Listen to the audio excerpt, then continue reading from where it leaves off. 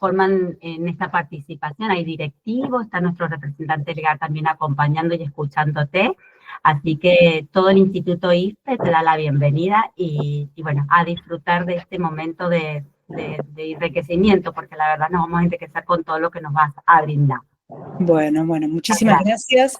Gracias por la convocatoria. Yo represento a Fundación INECO, soy psiquiatra infanto-juvenil. Tengo más de 30 años de experiencia en el campo de la psiquiatría infanto-juvenil. Me dedico a todo lo que son trastornos de conducta y aprendizaje en la infancia y la adolescencia y temas de crianza en general de niños y de pautas parentales. Tengo una maestría en psiconeurofarmacología, con lo cual una de mis áreas de expertise también, más allá del diagnóstico, es todo lo que es los abordajes farmacológicos en el caso de que lo requieran, y soy la directora del Departamento Infanto-Juvenil de INECO, del grupo INECO, y me desempeño ahí ya hace más de 12 años. Esta es una charla que a mí me parece que es sumamente interesante de desplegar en el marco de la educación. Porque yo siempre digo que educadores y salud deberíamos tener, los ministerios de educación y salud deberían estar uno pegado al lado del otro y tener un pasillo en común, donde fuéramos y viniéramos, porque el elemento con el que trabajamos, el cerebro con el que trabajamos de ambos lados es el mismo, y las capacidades o las no capacidades de los niños o las dificultades en desarrollar determinadas cuestiones son un ámbito que nos se está grabando la llamada. Así que, sin más preámbulos, yo voy a dar una charla hoy de trastornos del desarrollo. Después voy a dar, cuando vaya presencialmente, voy a dar emociones en el aula, ¿sí? Que sé que es un tema que compete mucho a todos los que están en el ámbito docente. Pero hoy me voy a dedicar a trastornos del neurodesarrollo y voy a compartir la pantalla para poder empezar. Les propongo que hacia el final de la charla dejemos un espacio para las preguntas, así entre todos después vamos contestándolas, ¿sí?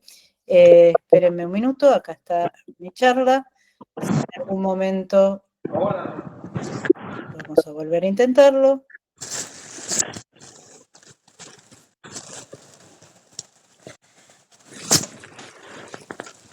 Bueno, puede suceder. No sé qué está pasando. Qué raro, porque Meet siempre... Todos los miércoles la misma historia. ¿Qué dicen? ¿Qué se cuenta la gente acá? Acá está. Bueno. Lucas. Perfecto. Cualquier cosa me dicen si no se ve y yo vuelvo a compartir la pantalla. A veces puede pasar. Lo importante es que no nos pongamos nerviosos, ¿no? Bueno, vamos a comenzar. Nosotros sabemos que en realidad cuando hablamos de trastornos del desarrollo, claramente es un grupo sumamente heterogéneo y no hay dos niños o dos individuos iguales.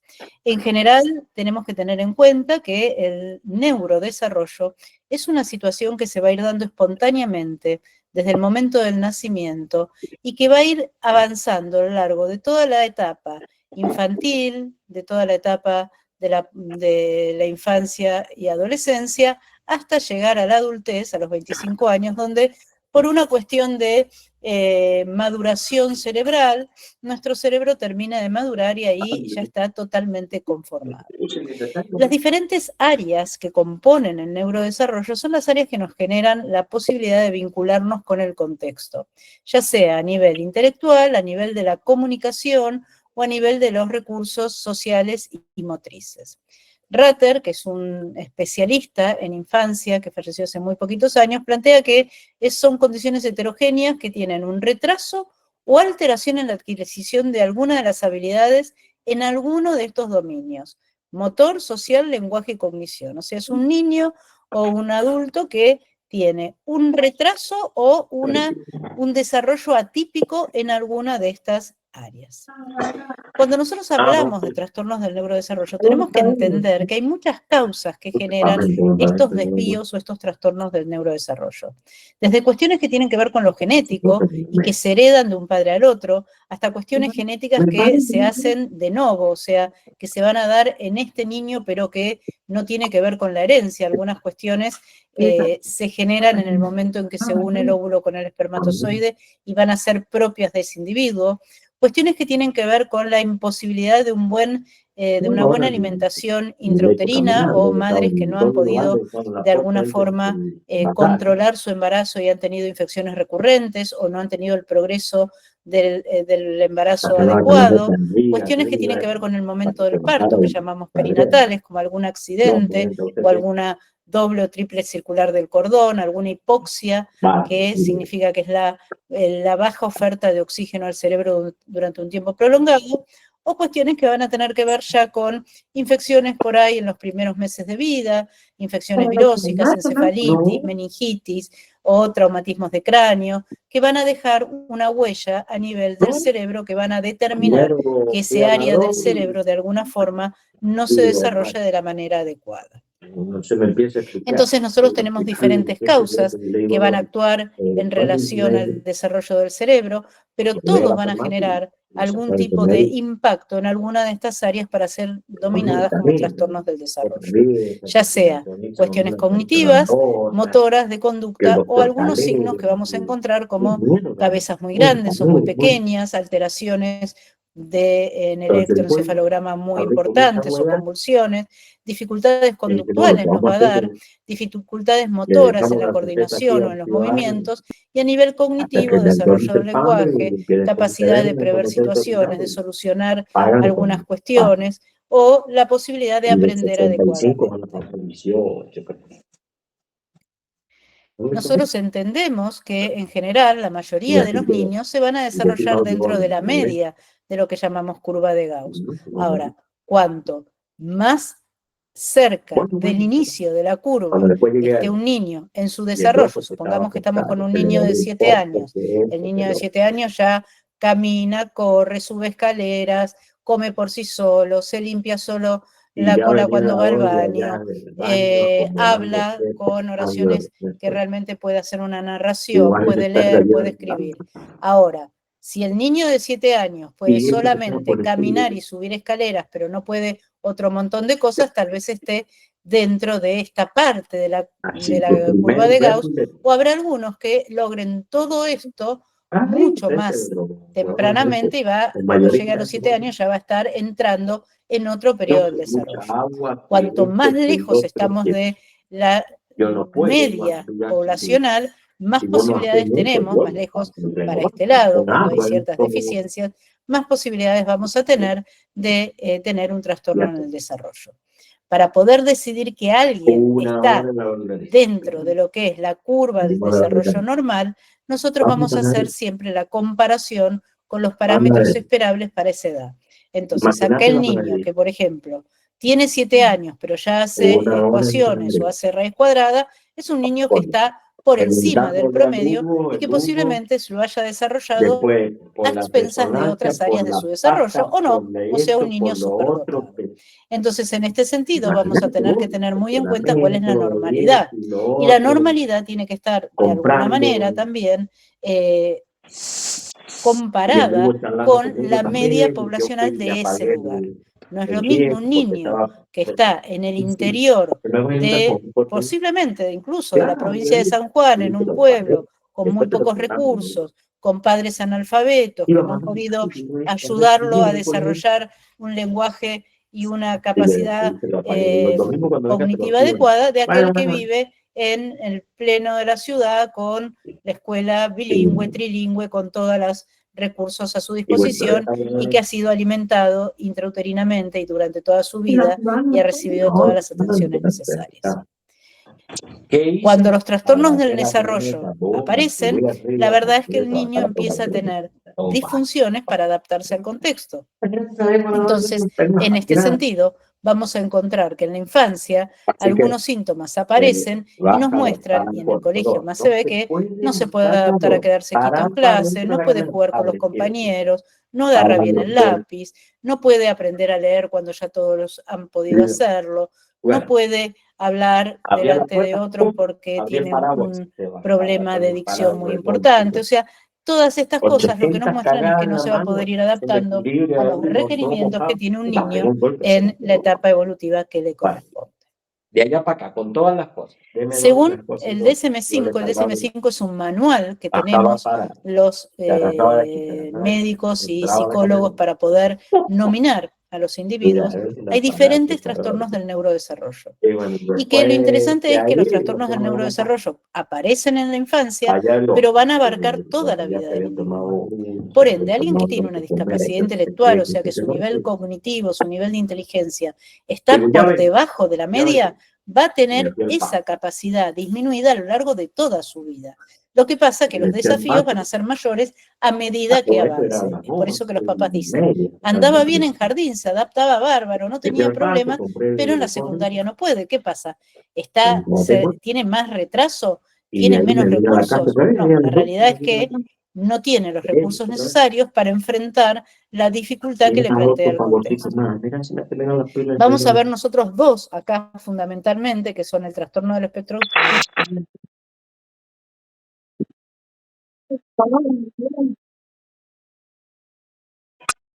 que son niños incluso o que no tienen buen desarrollo del lenguaje, o que tienen un buen desarrollo del lenguaje, pero no comprenden bien, o que comprenden bien, pero no se puede expresar. Después tenemos los trastornos de aprendizaje, que los más comunes son la dislexia y es la dificultad de acceder a la lectoescritura, o la discalculia, que son dificultades a nivel del área matemática, los trastornos motores y los trastornos por tics. Nosotros nos vamos a centrar hoy en estos dos centrales para que ustedes comprendan de qué se habla cuando hablamos de trastorno del espectro autista y de déficit de atención, que son parte de lo que hoy llamamos aulas inclusivas. Nosotros sabemos hoy que por nuestra legislación y por las características educativas de nuestro país, todos los niños tienen derecho a ser educados dentro del mismo contexto. Posiblemente después podamos abrir un espacio de discusión para ver cuántos de ellos se benefician con el contexto educativo formal y cuántos, por permanecer en un contexto educativo formal, a veces se pierden la posibilidad de ser estimulados en las habilidades que ellos requieren. Pero esto lo vamos a dejar para discutir eventualmente después con ustedes, que son quienes están al lado del alumno, y muchas veces dicen, por más que esté incluido, lo único que hacemos es prestarle un banco porque ni se relaciona con sus compañeros ni está aprendiendo adecuadamente. Entonces, para poder entender esta nueva realidad escolar, nosotros tenemos que tener apoyos intraáulicos. ¿Qué significa? Formaciones como las que ustedes están teniendo para poder entender y comprender de qué se trata, poder respetar rutinas dentro del aula, conocer cuáles son las capacidades de nuestro alumno, que no son las mismas del niño con autismo que vimos el año pasado, ni van a ser las mismas del niño con déficit de atención que nos vendrá el próximo año, y también trabajar en algo que hoy por hoy no estamos haciendo, pero para mí es fundamental, en la inclusión real del niño a nivel de los grupos de pares y padres. Muchos papás, muchos docentes no quieren hablar de este niño tiene un trastorno del espectro, o este niño tiene un déficit de atención, o tiene una dislexia. La única manera en que el niño sea incluido es que desde muy pequeño sus compañeros y los papás entiendan de qué se trata, y así como uno tiene anteojos, el otro tiene un trastorno del desarrollo que va a requerir de la comprensión y de la aceptación del contexto. Esto sencillamente lo van a encontrar en todos lados, pero los niños, a medida que van creciendo, van desarrollando cada vez más habilidades a nivel de la coordinación motora.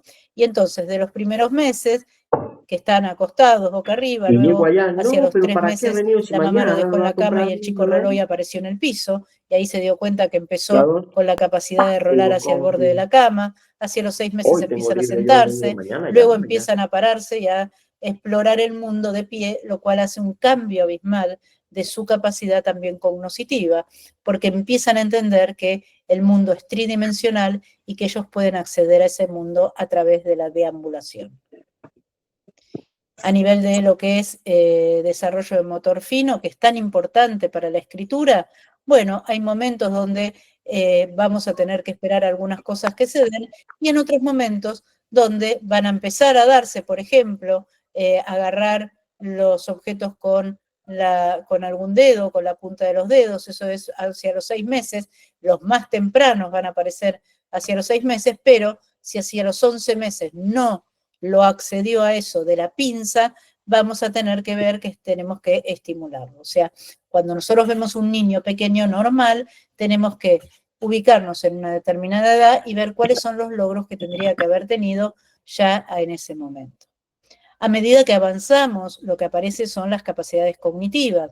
El lenguaje es como el tutor del rosal para las habilidades cognitivas.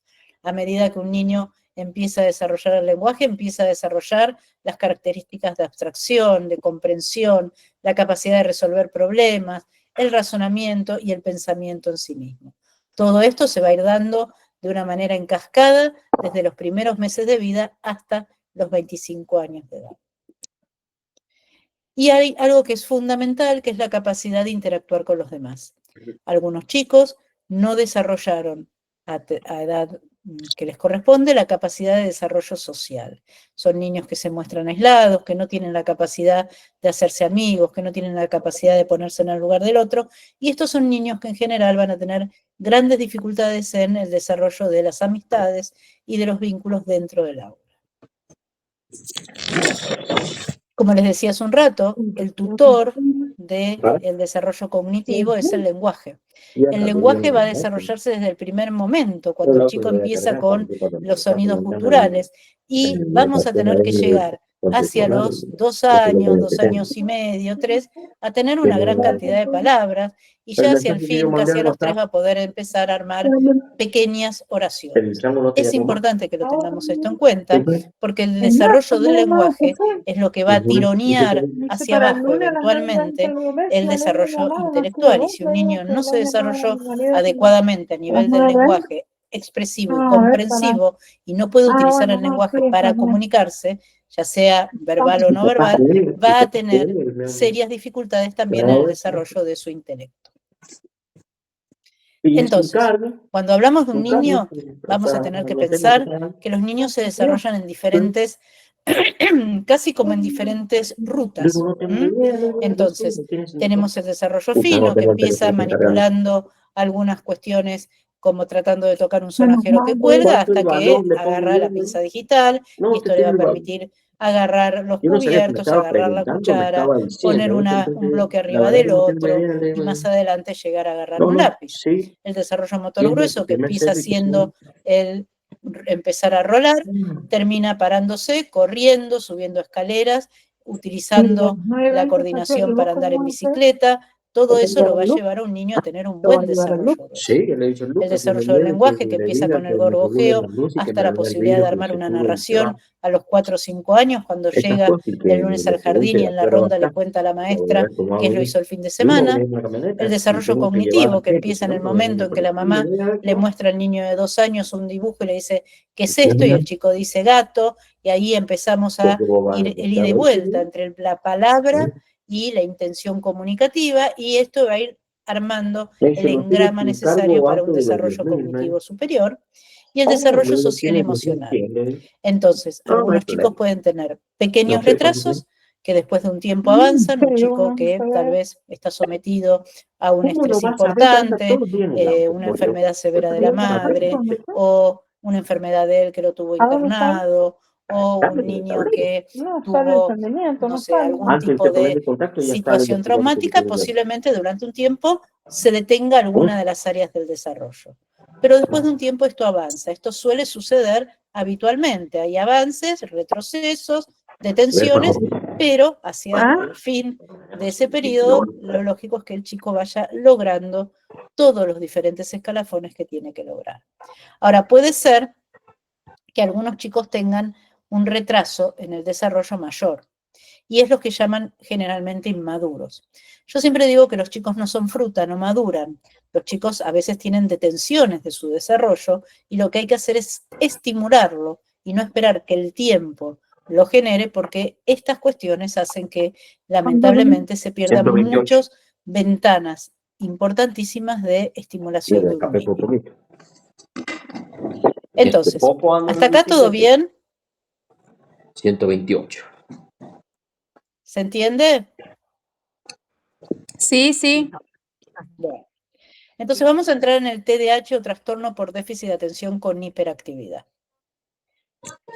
El trastorno por déficit de atención con hiperactividad es una de las trastornos más habituales en nuestra consulta y dentro de las aulas.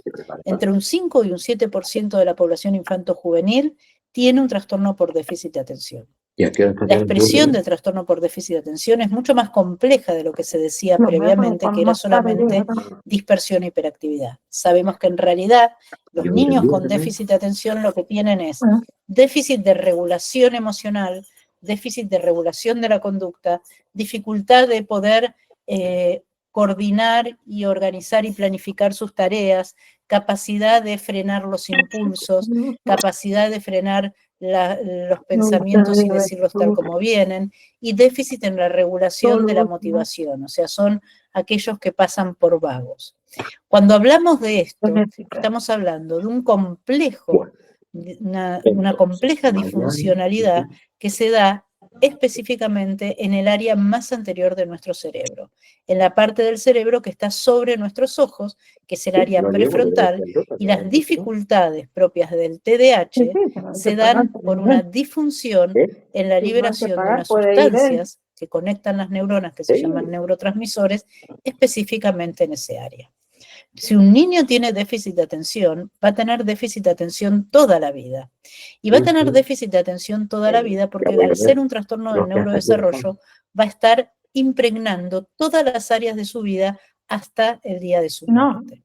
La prevalencia es más común en varones que en mujeres, 3-1, y esto tiene que ver en general con que todos los trastornos del neurodesarrollo son más comunes en los varones que en las mujeres. La prevalencia en adultos es de un 4.4%, o sea que uno puede tener a nivel terciario o universitario también alumnos que tengan TDAH y que no lo hayan diagnosticado nunca o no lo hayan diagnosticado a tiempo. Entonces los síntomas más comunes tienen que ver con la dispersión, pero también con la atención sostenida, la resolución de problemas, la capacidad de controlar los propios impulsos, y en general son chicos que están en constante movimiento, corriendo o yendo de un lado para el otro. ¿Cómo se traduce esto en el contexto? En general estos chicos suelen ser más lentos cognitivamente que otros, tienen peores notas, llegan más lentamente a los mismos objetivos, tienen peores resultados educativos por más que tengan buen nivel de inteligencia. Son chicos que tienen buen nivel de inteligencia, posiblemente, pero que no pueden ponerla en funcionamiento o no pueden rendir adecuadamente porque estas funciones ejecutivas que llamamos, que son la planificación, la organización, la inhibición del impulso, la capacidad de chequear los errores, la capacidad de focalizar la atención, que son funciones ejecutivas, como les decía, están disfuncionadas por el déficit de neurotransmisores en el área prefrontal. Entonces, ¿qué sucede? La desatención, en general, lo prendes así va a generar quejas de los docentes porque son chicos inquietos, molestos, porque no terminan las tareas, porque se olvidan objetos, porque pierden objetos que son sumamente necesarios.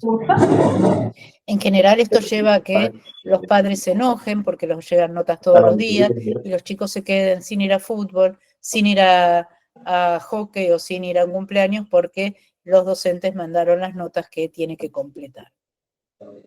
También puede suceder que la inquietud genere una gran molestia en el aula, pero también en todas las áreas de la vida.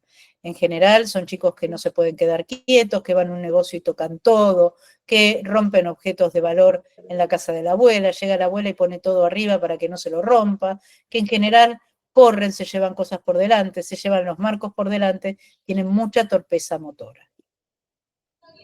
Entonces la hiperactividad en general genera también notas para los padres de que molesta, los padres se agotan, empiezan a prohibir todo tipo de beneficios, ya sea desde cumpleaños, de acá a 20 años no vas más a un cumpleaños, no tenés más tele por todo el año. Si son chicos impulsivos, los padres en realidad sienten que la situación es mucho más complicada, en general sienten que los chicos tienen grandes dificultades para mantener amistades, porque se pelean, golpean a los amigos, son brutos, pero enseguida piden disculpas. Esa es la dificultad entre un chico agresivo y un chico impulsivo. El agresivo, la verdad que enseguida pide disculpas y el agresivo, sin embargo, tiene una intencionalidad de lastimar o molestar al otro. Esto genera que los propios compañeros los dejen de lado, que se sientan no tenidos en cuenta, y esto genera grandes cambios de instituciones educativas buscando cuál es la mejor para este chico. Entonces la impulsividad, pasa a alguien, le toca el hombro, le responde con una piña. 2 segundos después le dice, sos un agresivo, le dice la maestra, y el chico en realidad no era agresivo. La impulsividad es una respuesta desmedida frente a estímulos del contexto. No tenía intención y pide disculpas de 1000 maneras. ¿Qué sucede finalmente? Cualquier cosa que pase en el grupo, el responsable es el chico con déficit de atención. Termina siendo el chivo expiatorio de todo el grupo. Esto pasa en primaria y en secundaria. En la casa suele haber muchas dificultades para que siga rutinas, para que se ate cordones, porque la motricidad fina está entorpecida, para que acepte que todas las mañanas se tiene que lavar los dientes sin que se lo recuerde, se mueve de la mesa, nunca se queda quieto, etcétera, etcétera. En general, cuando uno habla con ellos, dicen que ellos querrían portarse bien, querrían tener los cuadernos más prolijos, querrían tener buenas notas, pero que en general, por más que estudian, siempre les va mal. Entonces el TDAH es un cuadro que se va a manifestar tanto en la casa, como en actividades recreativas, como en el recreo, en el aula o también en las rutinas cotidianas. Esto genera que muchas veces los papás tengan grandes dificultades para ponerse de acuerdo porque creen que es una cuestión de límites. La verdad que no es una cuestión de límites, sino que es una cuestión de determinadas pautas que el chico no puede seguir. Y lo que más se resiente es la calidad de vida de la familia. La familia siente que no puede con este chico, que son malos padres, y muchas veces lo que sucede es que termina generando divorcios entre los padres por la disparidad de criterios. Ni que hablar que la mayoría tiene dificultades escolares, tienen dificultades con amigos y suelen ser excluidos de grupos de pares. Hasta acá, TDAH, voy a pasar a trastorno del espectro autista. Quédense vayan escribiendo dudas si tienen, así después las contestamos. Otro cuadro que es propio de lo neurobiológico es el trastorno del espectro autista. En general, el trastorno del espectro autista se llama espectro porque va desde el chico, que no se autovale, que no puede limpiarse ni bañarse solo, que no puede comer solo, que no habla y que se golpea contra las paredes, hasta el erudito, que es un físico totalmente brillante y que puede resolver ecuaciones complejísimas y que tiene una vida relativamente aceptable, como por ejemplo Sheldon de Big Bang Theory, o Atypical, como ustedes habrán visto alguna serie, o The Good Doctor. Estos son algunas cuestiones que tienen que ver con el trastorno del espectro autista. En general tenemos que tener en cuenta que esto se empieza a ver desde muy temprana edad, pero suele hacerse el diagnóstico un par de meses o años después, porque los pediatras y los padres van buscando explicaciones de por qué no habla, por qué no muestra cosas, por qué no se interesa por lo que tenemos, etcétera, etcétera. Tenemos que buscar los signos de alerta, que muchas veces tienen que ver con ya lo voy a guardar. la repitencia de palabras o de diálogos de películas exactas, tonalidades de su voz diferente, un lenguaje solamente para decir dame agua, dame leche, no quiero, no responder al nombre, y después vamos a ir viendo algunas cuestiones. En general, tienden a estar solos, tienden a evitar el contacto visual, tienden a los que tienen lenguaje a responder cosas que no tienen que ver con lo que uno les pregunta, tienden a tener intereses rígidos sobre algún tipo de tema o algún juguete, a veces tienen movimientos que son atípicos y a veces tienen dificultades en tolerar posturas, etiquetas, olores, sabores o consistencias en la boca. A nivel social, son chicos que pasan por ser muy tímidos y a veces desinteresados en relacionarse. En realidad, muchos quieren relacionarse, pero no saben cómo. No saben cómo entablar una conversación porque suelen ser muy literales, poco diplomáticos, y todo lo que tiene que ver con esto de qué tal, cómo te va, cómo estás, no suelen tenerlo muy incorporado. Entonces suelen tener un juego solitario, suelen tener intereses restringidos, suelen tener rigidez cognitiva, que significa que si te dije vamos a tomar el té, es tomar té, no es tomar una gaseosa, porque me dijiste vamos a tomar el té, te busco al mediodía y tiene que ser a las 12, no a las 12:15 o a las 12 menos cuarto, porque el mediodía es a las 12, o sea, suelen ser muy rígidos, literales, no entender chistes, no entender metáforas, no entender cuestiones con doble sentido.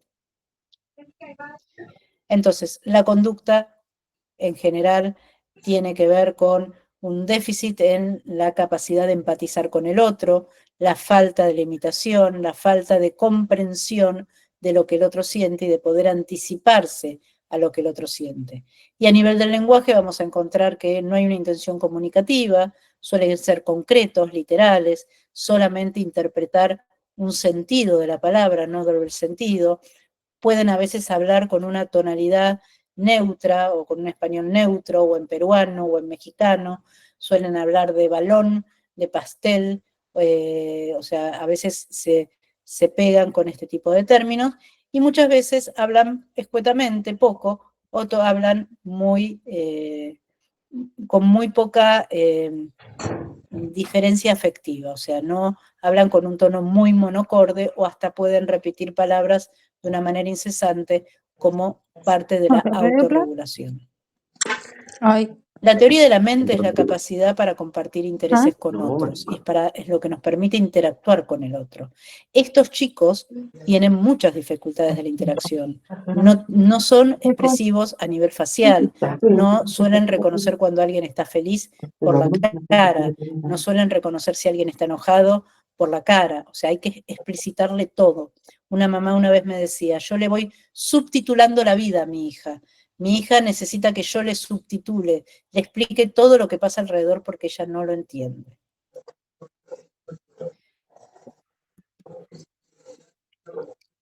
Evitan el contacto físico, suelen invadir el espacio del otro, se tiran sobre el otro, no tienen en cuenta porque tienen muchas dificultades para poder manejar estas cuestiones que tienen que ver con la importancia de que hay un otro diferente, ¿sí? Muchos tienen dificultades para tolerar las luces, para tolerar los gritos, para tolerar determinados sonidos. Las madres dicen, escucha la música todo lo que da, pero no tolera que el perro ladre, porque son diferentes tonalidades de sonidos que impactan de otra manera, y suelen tener muchas dificultades para organizarse, planear cosas, para hacer el paso a paso, para entender los procesos dentro de algunas materias. En general, suelen ser chicos que les cuesta la lectura y la expresión verbal, y entonces algunos tienen dificultades para escribir o leer. Otros, como algunos de muy alto funcionamiento, algo que a veces nos llama la atención, es que a los 2 o 3 años, a los 2 años, ya leen espontáneamente, pero cuando uno intenta ver si utilizan bien esas palabras que leen, las utilizan mecánicamente. O sea que es una lectura mecánica, pero no comprensiva, ¿sí? En general, todo lo que tiene que ver con salir de lo literal, usar metáforas, ellos es algo que no lo pueden hacer. Suelen no entender cómo hay que comportarse dentro de un aula y cómo hay que comportarse en el recreo, suelen no entender las bromas, suelen ser chicos demasiado honestos y en este sentido sus compañeros muchas veces los hostigan o los bulean para que de alguna forma se ríen de ellos cuando se dan cuenta de esta dificultad. Y en general se aíslan y tienden a tratar de pasar desapercibidos en todos los ámbitos escolares. También les cuesta mucho cuando cambian de un ciclo a otro o de un año a otro y porque tienen que adaptarse a un nuevo maestro, tienen que adaptarse a un nuevo tono de voz, a una nueva rutina, a un nuevo espacio, lo mismo que les cuesta adaptarse a las modas. Todos están vestidos, no sé, con remeras anchas y ellos van con la camisa cerrada hasta arriba y muchas veces esto hace que, por decir un ejemplo, ¿no? No siempre es lo mismo, esto hace que sean víctimas de bromas o de bullying de sus compañeros. Los cambios de rutina les llevan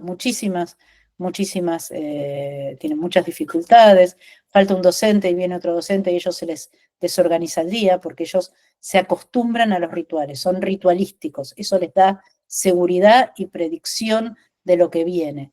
Entonces, en este sentido, ellos necesitan que la cosa sea bien rígida para poder acomodarse en las instituciones.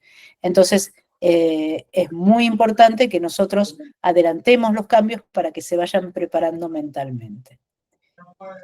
Vamos a hablar unos minutos de estrategias dentro del aula, de estos dos cuadros.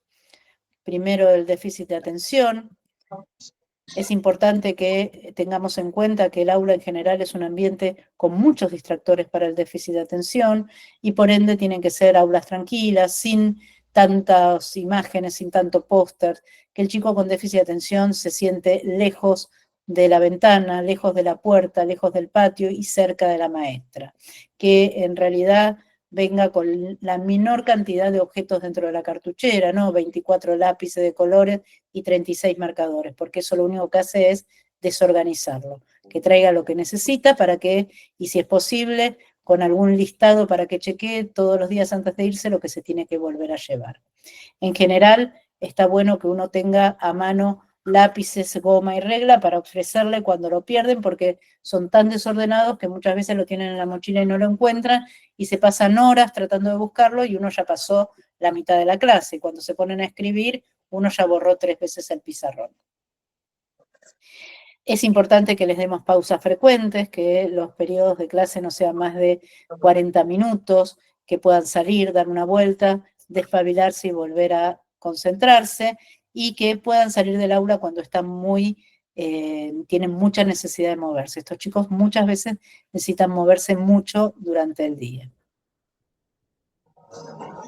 Hacer periodos cortos de trabajo, no trabajos muy largos, darle un tiempo extra para que terminen, que sea el último que uno le recoge la prueba, que si un día había que entregar un trabajo y no lo entregó, no ponerle mala nota porque no lo entregó, sino darle un plazo extra y eventualmente decirle que uno le suma algún otro ítem o le va a restar un punto, pero no le va a poner un aplazo, porque estas cosas para ellos son después muy difíciles de levantar, ¿sí? Poder ir avisándole, faltan 10 minutos para terminar la clase, anda guardando, faltan 5, faltan 3, o sea, si se puede ir dándole avisos para que el chico pueda ir acomodándose.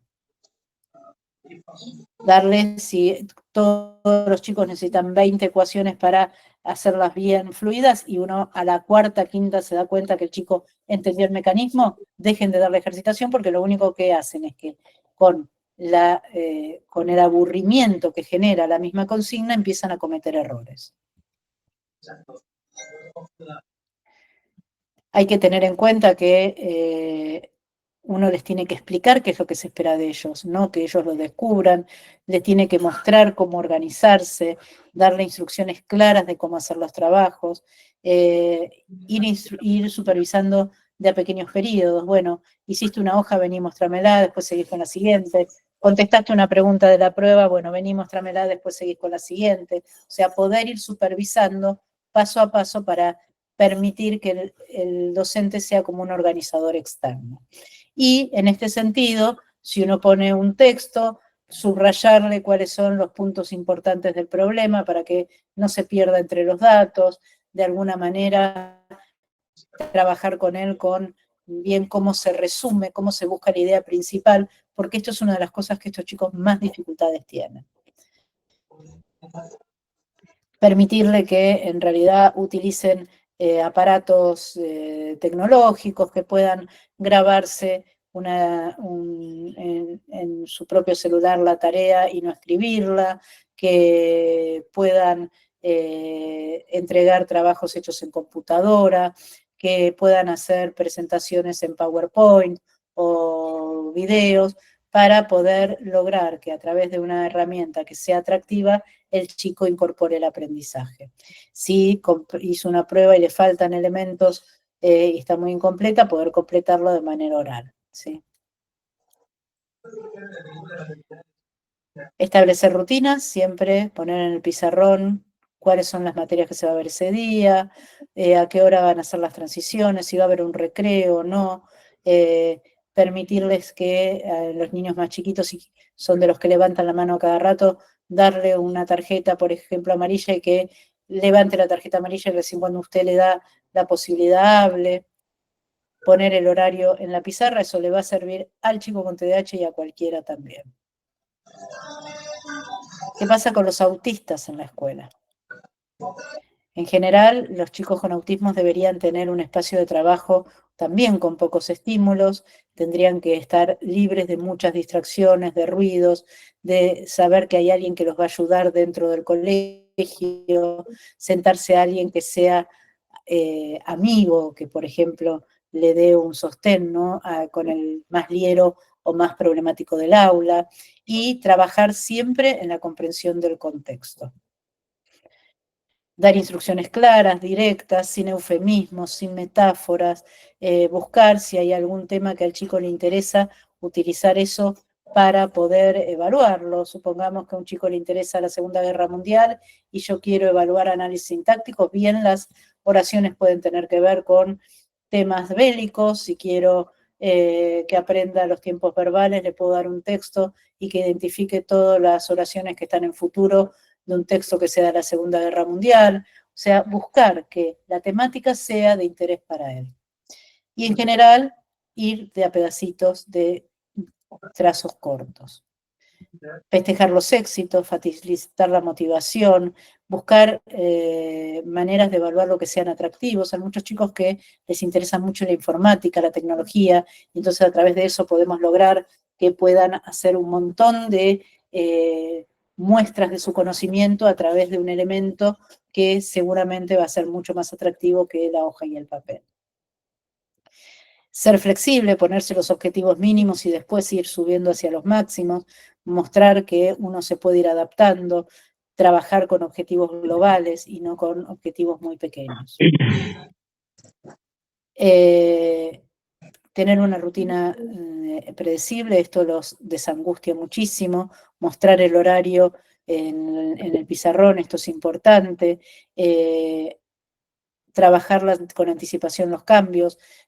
Hoy no vino la profesora de tal, entonces vamos a irnos a tal aula, y no entrar, cuando termina el recreo, decir al aula siguiente sin ningún tipo de anticipación previa. Si uno puede, cuando antes de empiece las clases, que vayan, que conozcan el colegio o el aula que les va a tocar, sin alumnos, sin ruido, para que esto que conozca el docente, que vaya haciendo una adaptación progresiva hasta el momento de empezar las clases. Sepamos que los chicos con trastornos del neurodesarrollo son muy vulnerables al acoso escolar. Casi el 70% de los chicos con trastorno del neurodesarrollo, ya sea trastorno del espectro o trastorno por déficit de atención, tienen mayor riesgo de ser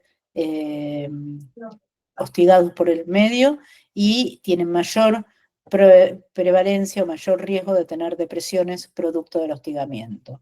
Entonces, en este sentido, tenemos que tener en cuenta que cuando hay un chico con trastorno de conducta muy severa, es posible que se le agarre de una manera tan inteligente como para que nadie se dé cuenta y esté hostigando a aquel que tiene alguna dificultad.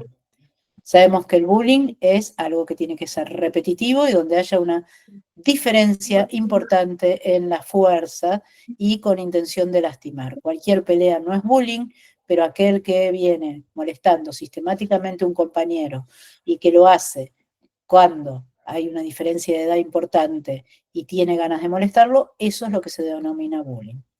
El bullying puede ser directo, a través de agresiones y peleas, o indirecto, buscando que otros lo carguen, o haciendo fotos ridículas de su persona, publicándolas en todos los medios sociales, etc. ¿Estaban las primeras? Bueno, hasta acá la charla. No entendí nada. Voy a dejar de compartir para abrir el espacio a las preguntas.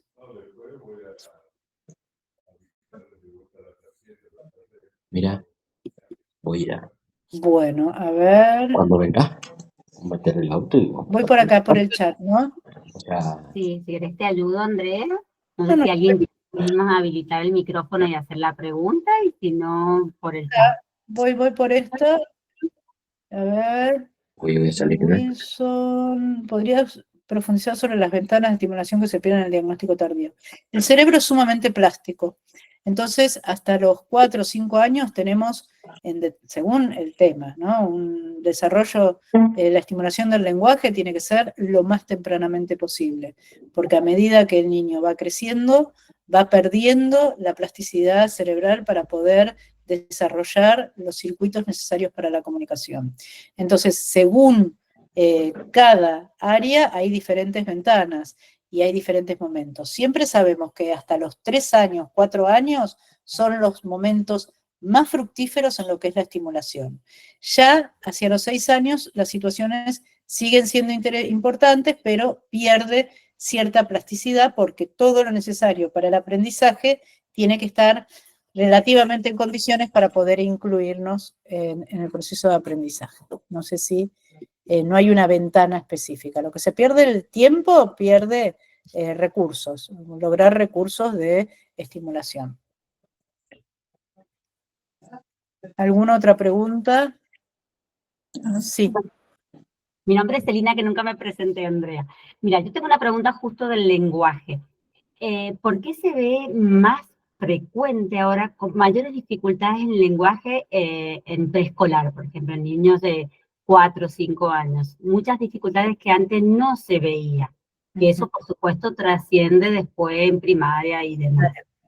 Mira, no hay una causa específica. Lo que sí sabemos es que la comunicación verbal ha dejado de ser en muchos momentos familiares una estimulación que pasó a estar a través de la computadora, a través de las imágenes.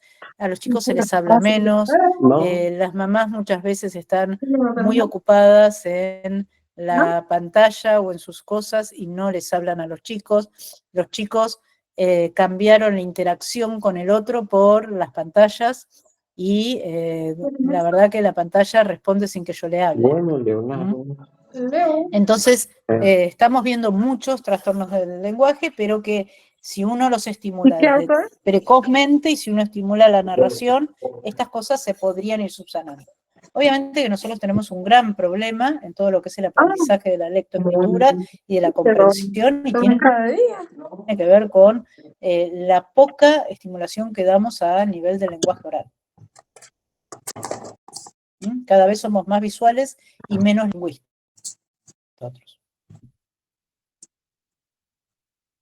Gracias, Marcela. ¿Alguna otra pregunta? ¿Alguna pregunta más? La verdad que es un tema totalmente interesante y que nos toca en forma directa, ¿no es cierto? Y cada vez es muy importante conocer un poco de dónde viene para entender a ese niño que tenemos en las aulas.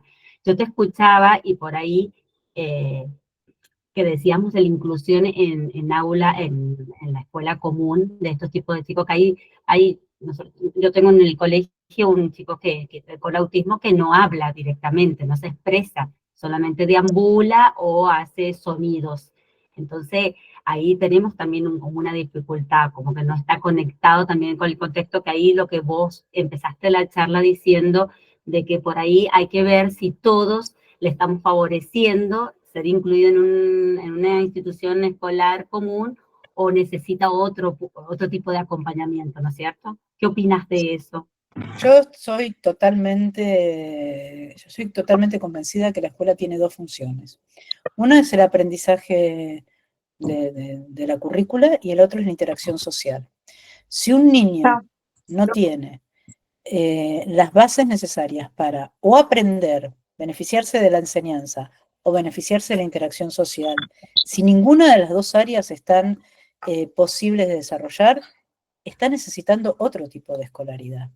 Lamentablemente en nuestro país tenemos pocas cosas intermedias, porque ese chico que está en 3º o 4º grado, donde ya todavía no lee, no escribe, no sabe contar, tenemos que trabajar fuertemente en desarrollo de habilidades de la vida diaria. Por ahí ese chico se ve mucho mejor dentro de una escuela que le enseñen a leer silábicamente en imprenta, a contar con los dedos, aunque tenga 10 años, y a hacerse una leche, a poder, no sé, subir un colectivo, ¿entendés? Bañarse. Un chico con pañales de 10 años dentro de un aula que emite sonidos guturales y que lo único que hace es deambular y babiarse, yo no sé cuál es el beneficio más que para decir está en una escuela común integrado. O sea, yo soy de las que cree que no todos los chicos se benefician con la integración. Cada chico necesita que puedan ir a el tipo de estimulación que requieren. Yo no sé si tienen que ir a escuelas con menos alumnos. Lo que creo que tienen que ir a escuelas donde les enseñen lo que ellos necesitan. Es realmente una pérdida de tiempo para un chico que está en cuarto o quinto grado aprendiendo, no sé, por decir, el hombre de Neandertal, cuando en realidad todavía no puede saber que el lunes es antes del martes. ¿De qué le sirve? ¿Mm? O no conoce los colores. Entonces me parece que lo que necesita es que le estimulemos otras cosas. ¿Sí? Por más que yo lo deje eternamente en la primaria acompañando al grupo, no va a poder aprobar con la currícula. Y lo estoy habilitando, pero esto es un tema de mucha discusión porque ahí voy. Los padres no quieren que queden fuera de la currícula. Yo digo, bueno, hagamos currícula mixta. Hasta que porque no podemos dejar de estimular lo que necesitan. O el papá que quiere que vaya al colegio bilingüe cuando el chico no habla. ¿Para qué? ¿Para qué va a aprender? Algunos chicos incluso hablan en inglés y no hablan en español, pero hablan sin sentido, repiten palabras. Entonces, la verdad que es todo un tema. El problema es que como nosotros siempre tenemos la frazada corta, entonces tenemos un tipo de escuela y en esa escuela tenemos que meter todo. ¿Mm? Nos manejamos con la frazada corta en nuestro contexto.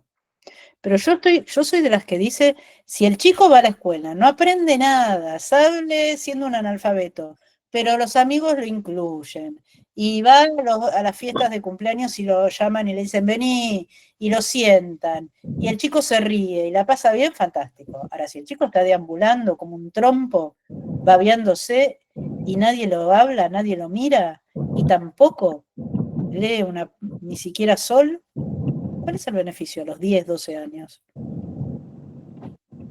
Para mí es un tema. Entiendo que a los padres les cueste, pero ¿por qué? Porque no tenemos como sociedad una oferta que sea adecuada para sus hijos.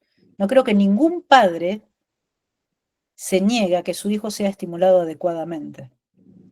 Yo la vez pasada luchaba con unos padres que el chico está en segundo o tercer grado. El chico tiene un retraso mental que tiene un coeficiente intelectual de 30 y pico, 40. No habla, se babea, usa pañales, no reconoce a ningún compañero.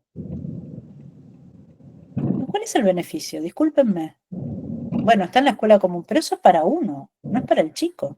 El chico debería estar aprendiendo a hacer pis y caca en el inodoro a los 7 años. Saquémosle el pañal.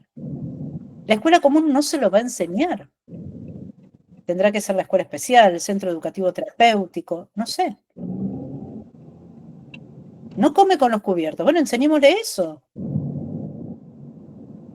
¿Mm? Es todo un tema, sé que es un tema muy, muy difícil de trabajar cuando hay padres, que es un tema muy doloroso, porque mientras está en la escuela común uno siente que está avanzando. Ahora, lo que yo digo es, ¿hacia dónde? Y ni que hablar la secundaria. La secundaria, para mí ya, la inclusión en secundaria de estos chicos no tiene ningún tipo de sentido. Ahí sí, en la secundaria, que aprenda un oficio. Y no hacer pan, porque no es el único oficio que se puede hacer, ser pastelero, panero. ¿Mm? Se puede hacer un montón de cosas mecánicas que puede aprender un chico. Pero secundario, contabilidad, física, ¿para qué? Si no habla, si no se relaciona con nadie. si anda con pañales. Mariela, levantaste la mano. Hola, ¿qué tal? Buenas tardes. Yo entré un poquito tarde a la reunión, pero bueno, en esta parte,